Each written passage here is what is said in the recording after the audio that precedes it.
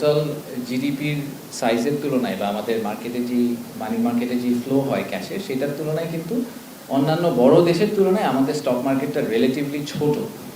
So yes, stock মার্কেটের importance অনেক আছে, বাট এমন না যে আমাদের বাংলাদেশের ইকোনমি বা জিডিপির movement entirely stock market dependent. So এটা একটা পয়েন্ট আমাদের একটু মাথায় রাখতে হবে। আর দ্বিতীয়ত হচ্ছে যে আমাদের এইবারের ফোকাসটা ছিল হচ্ছে গিয়ে প্রাইমারি ইনভেস্টর, যারা একদম প্রাইমারি লেভেলে কোম্পানিতে ইকুইটি ইনভেস্ট করবেন, তারা সেকেন্ডারি মার্কেটের ইনভেস্টরের উপরে লেয়ার না। আপনারা দেখবেন যে আমরা ভেঞ্চার ক্যাপিটাল অনেক ফার্মকে করেছি, যারা আর্লি স্টেজ স্টার্টআপদেরকে ইনভেস্ট করে। আমরা অনেক আবার আরও বড় বড় ইন্ডাস্ট্রিয়াল কোম্পানিতেও ইনভেস্ট করার জন্য যারা ইনভেস্টার যোগ্য আছেন তাদেরকেও বলেছি। সো আমাদের ফোকাসটা একটু প্রাইমারি মার্কেট ছিল।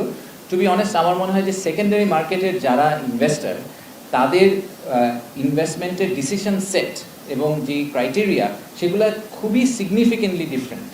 আপনি যে সেকেন্ডারি মার্কেট ইনভেস্ট করবে, তাকে আসলে কেপিএসে ঘুরে নিয়ে আসার কিছু নাই। সে স্টক মার্কেটের ওই ডিএসসির ওয়েবসাইট দেখে, ডিএসসির পুরো আপনার ট্রেন্ড দেখে অনেক ডিসিশন নিয়ে ফেলেন। সো তাদের জন্য যদি আমাদের কিছু প্রোগ্রাম করতে হয়, তাদেরকে আমাদের একটা ইন্ডিপেন্ডেন্টলি টেইলার্ড একটা ওয়েতে ওনাদেরকে ইনভাইট করতে হবে। সো এইটার সাথে মিক্স করা একটু ইজ এ বিট ডিফিকাল্ট। এই জন্য আমরা ওনাদেরকে এইবার স্কোপের বাইরে রেখেছি। আগামীবার হয়তো আমরা আরেকটু ব্লেন্ডেড করার চেষ্টা করবো, বাট আমাদেরকে মাথায় রাখতে হবে যে এই ইনভেস্টারের decision set, criteria, due diligence, all of this things are very different. So ওনাদেরকে একসাথে মিক্স করে আসলে খুব একটা লাভ হবে না। আমার নাম শাওন হাসনাত, আমি আছি টিভিএসে। জি, আমি খরচটা আপনারা জানিয়ে দিয়েছেন, এর জন্য ধন্যবাদ। তো আমি যেটা জানতে চাচ্ছি যে আপনারা একটা পাইপলাইন এবং একটা রোড ম্যাপ করতে চাচ্ছেন। এই রোড ম্যাপে কারা? আমরা দেখেছি ডিপি ওয়ার্ল্ড এসেছে, ইন্ডিটেক্স এসেছে, হোলসিম এসেছে, এর বাইরে আর কোন কোন প্লেয়াররা আছে?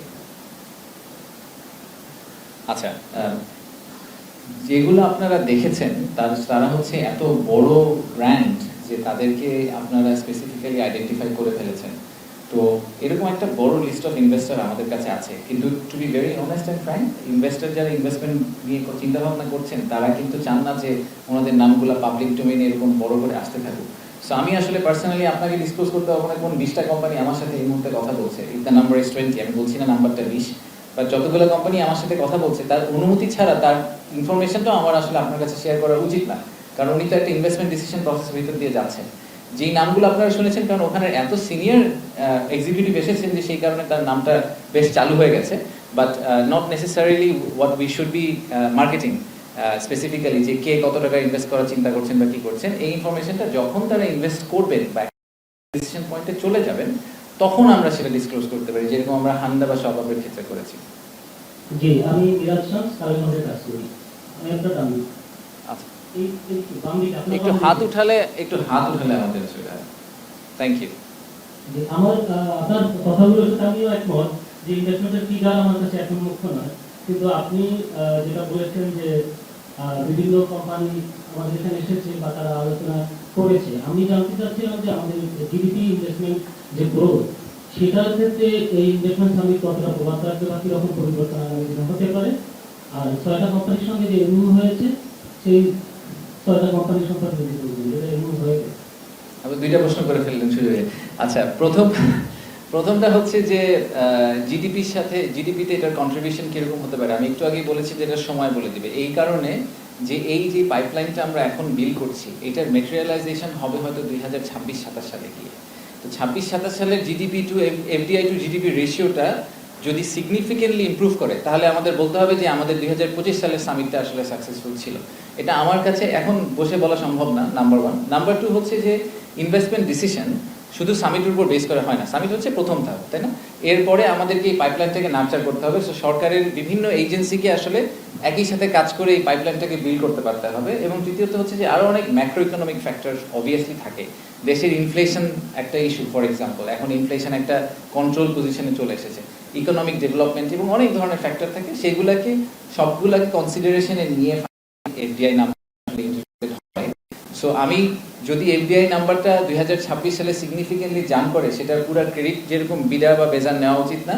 আবার যদি সেটা জাম্প কমপ্লিটলি না করে, সেটার পুরোটা দোষটাও আপনারা বিডা বা বেজাকে দিবেন না, তখন যে চেয়ারম্যান থাকে তাকে দিবেন না।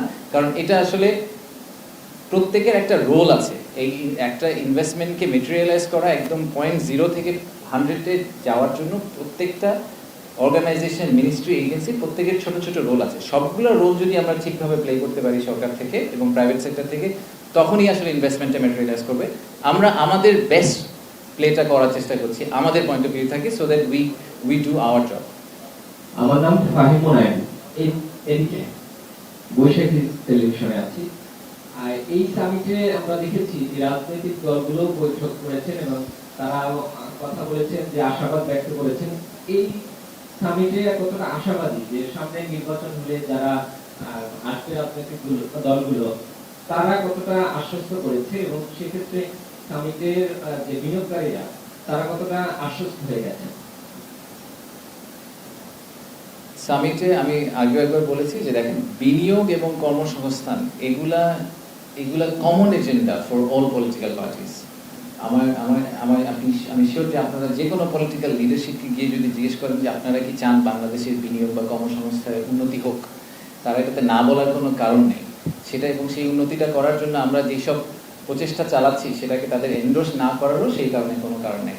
আমি এটা খুব ক্যাটাগরিক্যালি বলতে পারি যে আমাদের এই বড় বড় অ্যাক্টিভ পলিটিক্যাল পার্টি যারা আছে, প্রত্যেকের সর্বোচ্চ লেভেলে লিডারশিপের সাথে আমাদের 1-to-1 ডিসকাশন হয়েছে টু মেক শিওর যে তারা এই সামিটের ব্যাপারে কমপ্লিটলি অ্যালাইনড এবং তারা মনে করেন এবং ফিল করেন যে তাদেরকে পার্টনার করে আমরা সামিটটা করছি। সেটাই করা হয়েছে এবং এটাও এনশিওর করার চেষ্টা করা হয়েছে যে তারা ইনভেস্টরদের কাছে ফুল অ্যাক্সেস পান এবং ইনভেস্টররাও তাদের কাছে ফুল অ্যাক্সেস পায়, যাতে পলিটিক্যাল কন্টিনিউটির কোয়েশ্চেনটা যখন আসে সেই কোয়েশ্চেনটাতে যদি ইনভেস্টররা না ভোগে। তো সেটার কারণে কিন্তু আমরা ওনাদেরকে ইচ্ছা মতো কথা বলার সুযোগ দিয়েছি, ওনারা বলেছেনও।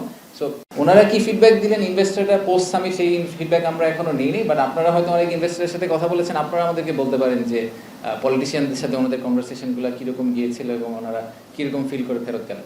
এমওইউ নিয়ে মনে হয় একটা প্রশ্ন ছিল, সরি আমি একটু মিস করে গেছি। সো আমরা কুইকলি খুব শর্টলি কভার করি। এমওইউগুলো বাকি যেগুলো করা হয়েছে সেগুলো ranges from short term to long term decision points. আমি যেরকম একদম very long term, the most long term নাসার সাথে সেটার ইমপ্লিকেশন বুঝতে হয়তো বাংলাদেশে 15-20 বছর সময় লাগবে। এটা নিয়ে আমি দেখলাম সোশ্যাল মিডিয়ায় অনেকে অনেক চিন্তিত যে কেন একটা 20 বছরের বয়সের এমওইউ এখন করা হলে এটা নিয়ে অস্থিরতা করার কি আছে। আর আরেকটা হচ্ছে যে আমরা আরো কিছু শর্ট টার্ম ইন্টারভেনশন করার চেষ্টা করেছি, আইএলওর সাথে এমওইউ করেছি, আরো বিভিন্ন অর্গানাইজেশনের সাথে করেছি। এমওইউ আমাদেরকে শেয়ার করে দিব যে কোন কোন এমওইউ করা হয়েছে। প্রাণের সাথে যেরকম H&M এর একটা এমওইউ হয়েছে যেটা একেবারেই ভেরি ইমিডিয়েট এবং এটা কিন্তু একটা বড় উইন। আমরা হয়তো পাওয়ার সেক্টর নিয়ে যারা কাজ করেন তারা বুঝতে পারবেন যে বাংলাদেশের এই রিনিউয়েবল এনার্জিতে তো একটা বড় ঘাটতি আছে। তো আমাদের যারা কাস্টমার, আমাদের এক্সপোর্টের যারা কাস্টমার, তাদের কিন্তু এক্সপেকটেশন হচ্ছে তাদের ফ্যাক্টরিগুলা, যেই ফ্যাক্টরিগুলো থেকে তারা সাপ্লাই নেবেন, সেই ফ্যাক্টরিগুলোর একটা বড় অংশ পাওয়ার সাপ্লাই আসবে রিনিউয়েবল এনার্জি থেকে। কিন্তু বাংলাদেশ কোনোদিনই 40% রিনিউয়েবল এনার্জিতে যেতে পারবে না, কারণ বাংলাদেশে তো এই পরিমাণ ল্যান্ড নেই। তাহলে আমাদের কী করতে হবে, রিনিউয়েবল এনার্জি যতটুকু আমরা প্রডিউস করি সেটাকে ক্যাটাগরিক্যালি ওইসব ফ্যাক্টরিতে দেওয়ার ব্যবস্থা করতে হবে। তো প্রাণের সাথে H&M এর কন্ট্রাক্টটা কিন্তু এরকম, যেখানে প্রাণের রুফটপে যে ইলেকট্রিসিটি প্রোডাকশন হবে রিনিউয়েবল এনার্জি, সেটা ডিরেক্টলি H&M এর সাপ্লায়ারের কাছে চলে যাবে, H&M এর সাপ্লায়ার ওটাকে অফটেক করবে।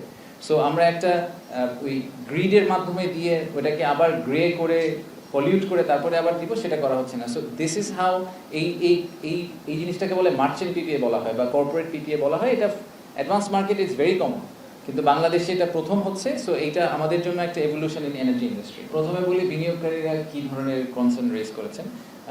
একদম আপনি যেহেতু মোটা দাগে বলতে বললেন, আমি আরেকটা কোয়েশ্চেন নিতে পারবো, তাহলে মোটা দাগে দুটো পয়েন্ট বলি। বিনিয়োগকারীরা বলেছেন, প্রথমটা বলেছেন যারা প্রথমবারের মতো বাংলাদেশে এবার এসেছেন, তারা সবাই বলেছেন যে ওনাদের পরিচিত যত অর্গানাইজেশন আছে এবং কোম্পানি আছে তাদেরকে আসলে ঠিক এনাদের মতো করে আমাদের বাংলাদেশে একবার নিয়ে আসা দরকার।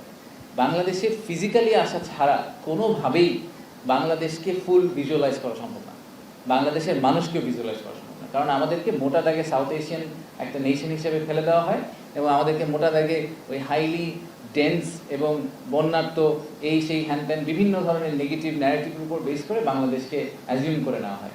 তো এই বাংলাদেশের মানুষের যে রেজিলিয়েন্স, বাংলাদেশের মানুষের যে অ্যাটিটিউড, এই অ্যাটিটিউডটা আসলে এই স্পিরিট আপনি ফিজিক্যালি ইন্টারাক্ট না করলে কোনোদিন ধরতে পারবেন না।